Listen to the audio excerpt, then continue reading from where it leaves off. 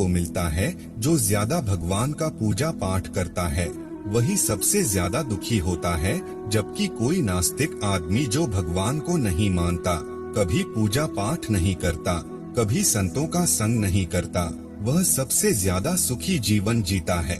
यह सब चीजें देखकर कभी कभी तो ऐसा लगता है कि भगवान ही गलत है, भगवान का न्याय ही गलत है। यह कोई कहानी नहीं है, ऐसा हर किसी के साथ होता है। दोस्तों, आज के इस वीडियो में हम आप लोगों को इसके पीछे के कारण के बारे में बताने वाले हैं। भगवान श्री कृष्ण ने स्वयं इसका उत्तर दिया है। आखिरी ज्यादा पूजा पाठ करने वाले लोग दुखी और परेशान क्यों रहते हैं? इसका उत्तर भगवान श्री कृष्ण ने श्रीमद् भागवत गीता के माध्यम से बड़ी स्पष्टता के साथ बताया है।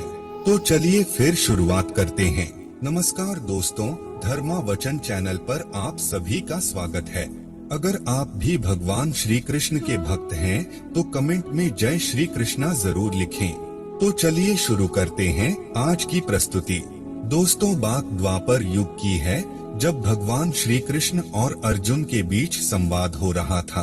तब अर्जुन ने भगवान श्री कृष्ण से पूछा कि हे माधव, जो लोग ज्यादा पूजा पाठ करते हैं वह ज्यादातर दुखी और परेशान रहते हैं, इसके पीछे क्या कारण है? जबकि जो लोग भगवान का नाम भी नहीं लेते, भगवान का स्मरण बिल्कुल भी नहीं करते और हमेशा गलत कार्य में लिप्त रहते हैं, उन लोगों को मैं सुखी देखता हूँ। इसके पीछे का रहस्य मुझे समझाने का प्रयास करें। तब भगवान श्री कृष्ण ने एक छोटी सी कहानी के माध्यम से अर्जुन को इसका उत्तर दिया। आइए जानते हैं उस छोटी सी कहानी के बारे में। दोस्तों, एक गुरु के दो शिष्य थे। दोनों ही पढ़े लिखे विद्वान थे। दोनों में फर्क सिर्फ इतना था कि एक भगवान को मानने वाला था और दूसरा भगवान को न मानने वाला नास्तिक था।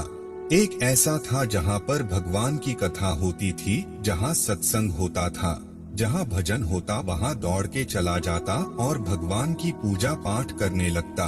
दूसरा शिष्य इन सब चीजों से काफी दूर था। वह शराब पान भी करता था, वेश्याओं के साथ गमन करता था। सारी बुरी आदतें दूसरे शिष्य में थी। एक दिन क्या हुआ, एक शिष्य शराब पीकर अनाप शनाप बोलते हुए रास्ते में पैदल चलते हुए अपने घर को जा रहा था। अचानक उसको रास्ते में पैसों से भरा एक बैग मिल जाता है। उसकी खुशी का ठिकाना नहीं रहता। वह जोर जोर से चिल्लाते हुए सबको बताता है, मुझे आज पैसों से भरी बैग की थैली मिल गई, मेरा जीवन सफल हो गया। इन पैसों से अपने जीवन की आवश्यकताओं की पूर्ति करूंगा। वहीं दूसरा मित्र मंदिर से भजन करते हुए अपने घर को जा रहा था। अचानक उसकी पैर में एक बड़ी कांटे चुभ जाती है, रक्त निकलने लगता है।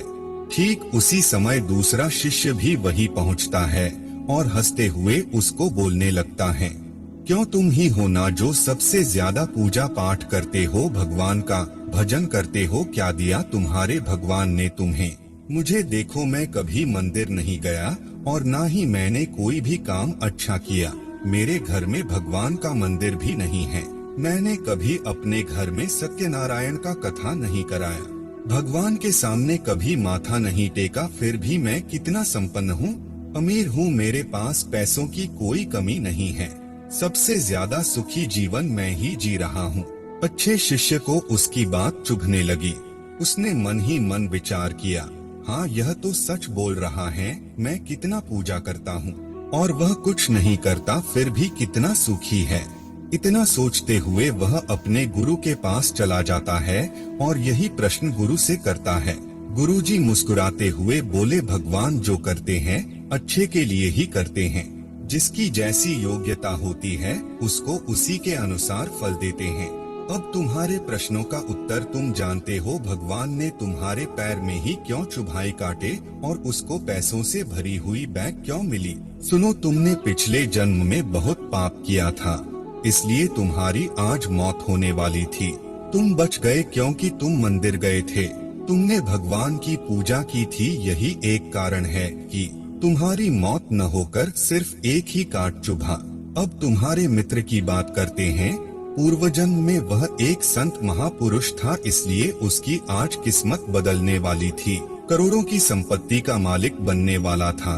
मगर इस जन्म में उसने कोई भी अच्छा काम नहीं किया, इसलिए पूर्वजन्म के फल के अनुसार उसको थोड़े पैसे ही मिले, जबकि वो अरबों की संपत्ति का मालिक बनने वाला था। भगवान को दोष देना छोड़ दो, अपने वर्तमान के समय का सदुपयोग करो, भविष्य अपने आप सुधर जाएगा। इस प्रकार उसकी आंखें खुल गई और वह फिर से अपने पूजा पाठ में लग गया। तो दोस्तों, आज के लिए बस इतना ही। उम्मीद करते हैं